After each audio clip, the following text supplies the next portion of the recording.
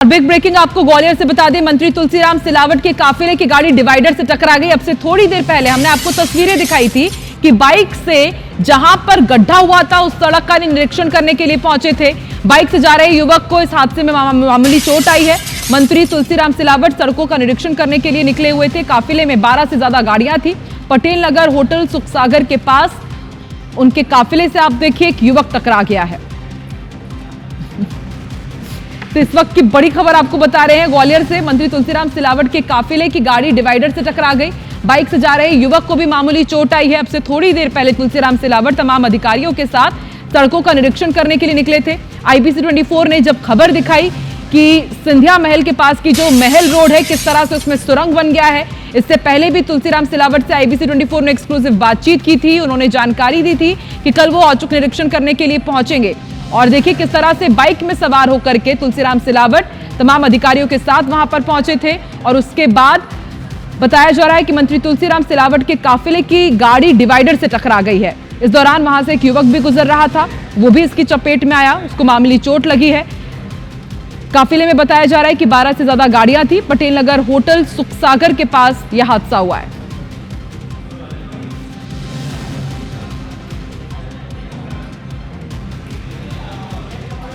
और नासिर गौरी हमारे साथ जुड़ चुके हैं। नासिर, आवाज आ रही है तो बताइए अभी युवक की स्थिति कैसी है और किस तरह से ये पूरा हादसा हुआ है। नासिर, आप सुन पा रहे हैं तो जानकारी दीजिए कैसे ये हादसा हुआ और जो युवक इसकी चपेट में आया है उसकी स्थिति कैसी है।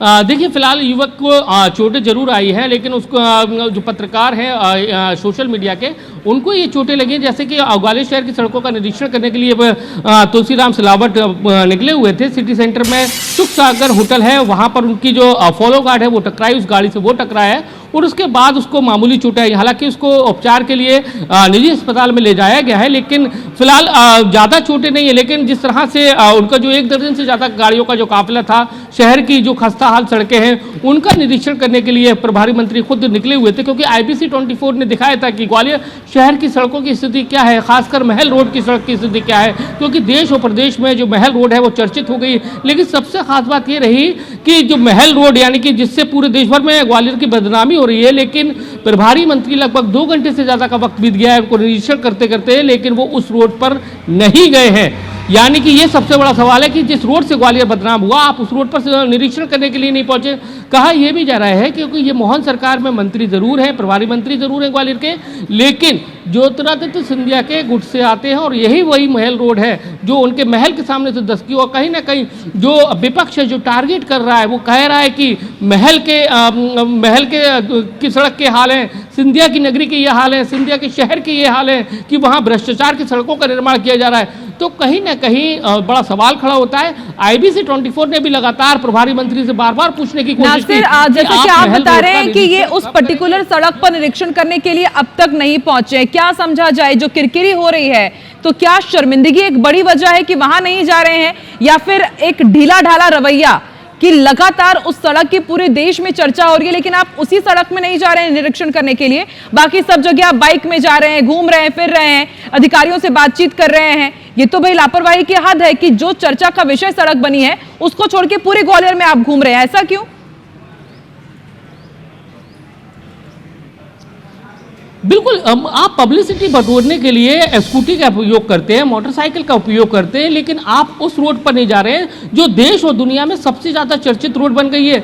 आपको बताया जा रहा है कि भ्रष्टाचार की ये सड़क है, किस तरह से भ्रष्टाचार किया जा रहा है। IBC 24 ने लगातार बार सवाल पूछा कि आप कब जाएंगे, कब जाएंगे, कब जाएंगे?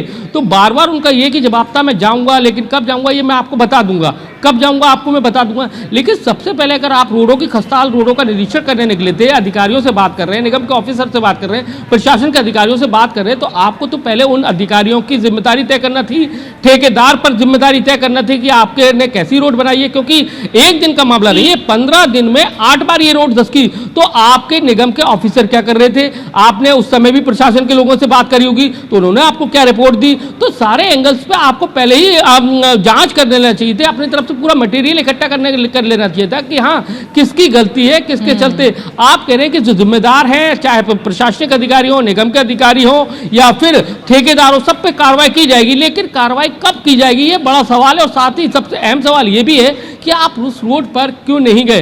अब कहा जा रहा है कि अभी वो मुख्यमंत्री का जो कार्यक्रम है ISBT में, वहां पर निरीक्षण करने जाएंगे, उसके बाद शाम होते होते या फिर रात होते होते उस रोड पर पहुंचे या फिर कल भी जा सके, क्योंकि 2 दिवसीय दौरे पर आए। लेकिन आपकी प्राथमिकता में वो रोड होना चाहिए जिस रोड से ग्वालियर शहर बदनाम हुआ, उस शहर के आप प्रभारी मंत्री हैं, तो आपकी नासिर, और देखिए ये तस्वीरें प्राथमिकताएं भी बताती हैं कि प्रभारी मंत्री की प्राथमिकता क्या है। पूरे ग्वालियर में तो आप घूम रहे हैं, लेकिन जिस रोड के कारण आपकी किरकिरी हुई है वहीं पर आप नहीं पहुंच रहे। शायद अब IBC 24 ने सवाल उठाया, उसके बाद मंत्री जी शायद वहां पर पहुंचे और फिर उसके बाद शायद निरीक्षण भी वहां पर करें। आप नजर बना के रखिएगा, अपडेट आपसे लेते रहेंगे। नासिर, फिलहाल शुक्रिया पूरे अपडेट के लिए।